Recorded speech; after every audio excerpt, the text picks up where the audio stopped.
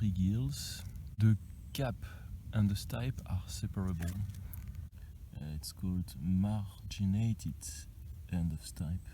So it looks like there has been an attempt to make a vulva, but eventually it didn't work. The cap is red, there are flakes on the cap. The gills are white, there is a tendency to become yellow on the stipe. This is, of course, the famous Amanita muscaria, which doesn't smell anything. This one is, of course, not edible. It's very toxic. It contains a compound that is called the muscarine that is present in other Amanita species that makes several of them very toxic.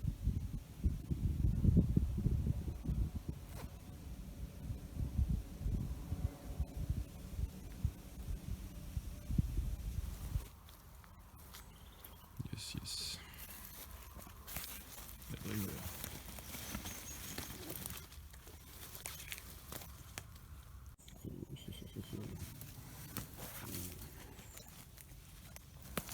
How large, man. They are huge.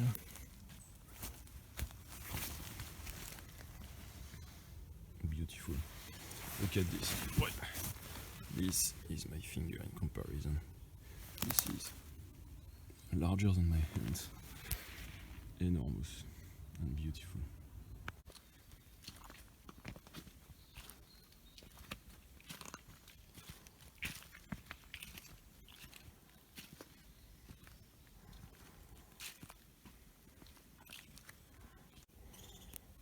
Here we are on something interesting. All of these mushrooms belong to the same species. Ones you see on the left, ones you see on the right. They are just of a different age. This species is called Kuehneromyces mutabilis. It grows in big tubes, in stumps. It's paler in the center, but it will change in color depending on humidity. Voilà. You can see these little white flakes on the side of the cap. The gills are subdecorant, meaning they are almost going down. See it well, huh? They are going almost down to the stipe. Down. Voilà. You see, this is especially typical here. It's like a sock going up the stipe, and above it it's much less scaly, but below it looks like a sock that is very scaly. Very important as well, it is cespitous. Cespitous, it means that the stipes are attached together. See it even better here and there. The stipes attached together. So the smell is absolutely fantastic. It smells like mushroom, but with a little bit of a flower scent. And it's called soup agaric. It's not for nothing. It's used to make soups. It's very good to make very tasty soups.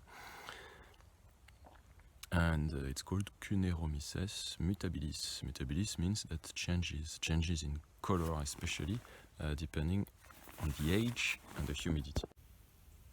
And depending on age, you can see older ones orange, younger ones more like honey color. That's used to be called Hypholoma mutabilis. Now it's called Kuehneromyces mutabilis. It's important not to confuse it with a species that is lethal, that is called Galerina marginata. So Galerina will not have the armilla, it will have just a ring here instead of this scaly sock. Second, it will not be cespitous, so there will be lots of individuals, but they will not be attached at the base of the stipe. They will just attach to the substrate, but not to each other. And finally, the smell is different. The smell is much more like flower.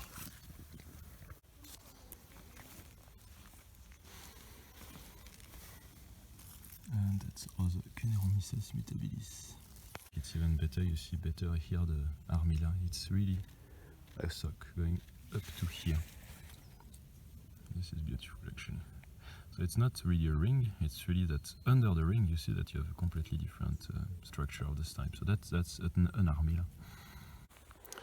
But be careful because Galerina marginata is lethal. So you have to be very sure before you pick up Kuehneromyces mutabilis.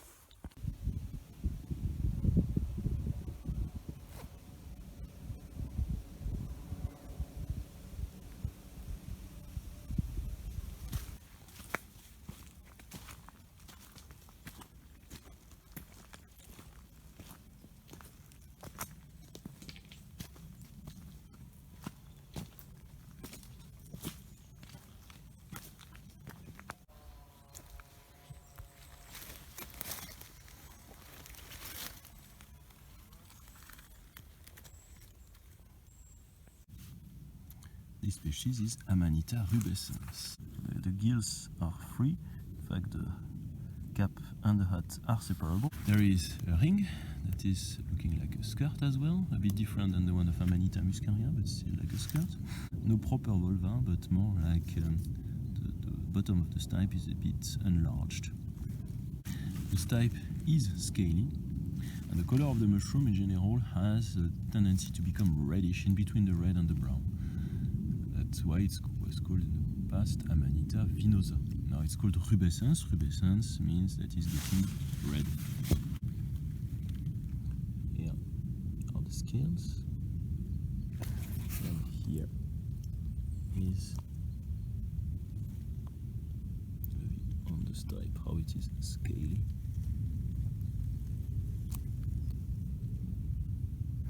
You see that depending on the age, depending on humidity, you have different colors, but you see how it becomes red when damaged, for example.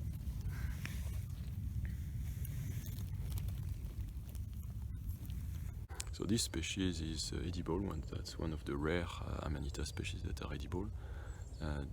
It's pretty tasty apparently, never tried myself. But you have to be careful, because it is toxic if you are eating it raw. It's hemolytic, it will destroy your blood cells. And you can mistake it with Amanita pantherina, which is a bit brown, but that's very much the same shape. If you are not used to it, be very careful. Amanita pantherina is very toxic. And here are the Amanita rubescens. Nice young one. And a couple for the ones there.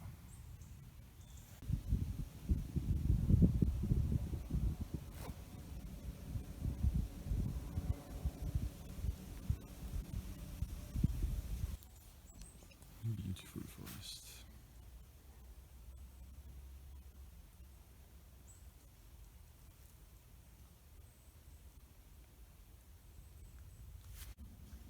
Yes, this is Amanita citrina. Very beautiful. Again, the gills are separable from the cap. There is a ring. You see here how the young ring looks like, how old the ring is looking like. You see that it's protecting the gills when they are young. You see that there is no real vulva, but you see here the vulva below this line. You see that the base of the stipe is really larger than the rest. You see that there are scales on the top that are the remnants of the bag that was covering the whole mushroom when it was young. This is a very younger one version. This one is a bit younger here. And this species is Amanita citrina. You see that the color is in between the yellow and the green, hence the name of citrina, because it has all this yellow tint all over the place. Muscaria had a bit of yellow as well, but the cap was red, of course. Here the cap is yellow, and perhaps even more characteristic. Identify this one is the smell. It smells like reddish. It is very nice reddish smell that you can smell sometimes several meters away. Not edible because it is tasting too bitter.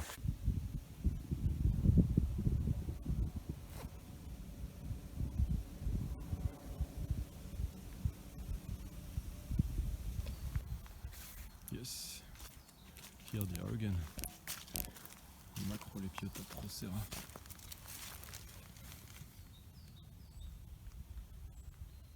Beautiful and very large again.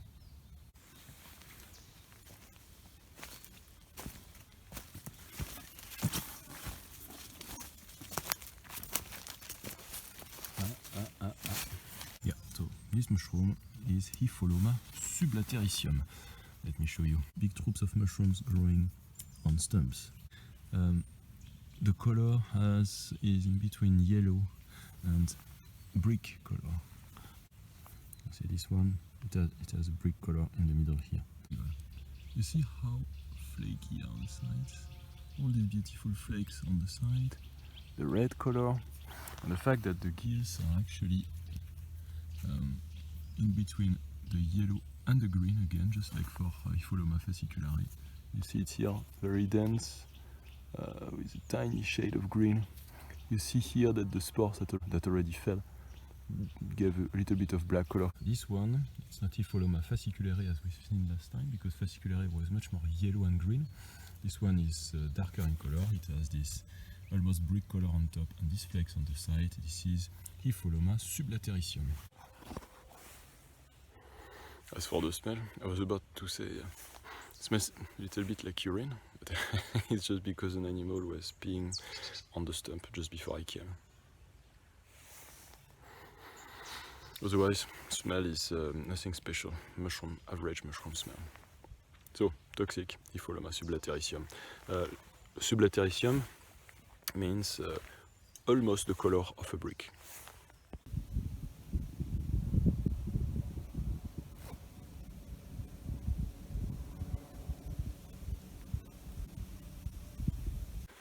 I must say that it's huge, the number of mushrooms and the size of the mushrooms we have seen today. Amazing! So, hope you also found that entertaining. If not, a pity, at least I did. And yeah, I see you next week.